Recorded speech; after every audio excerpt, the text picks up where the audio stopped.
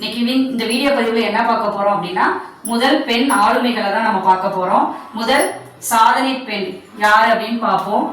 முதல் பெண் கவர்னர் யார் அப்படின்னா சரோஜினி நாயுடு.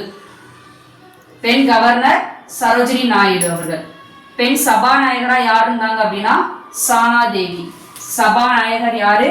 சானா தேவி. முதல் பெண் பத்திரிகை ஆசிரியர் கமலா சுவாமிநாதன்.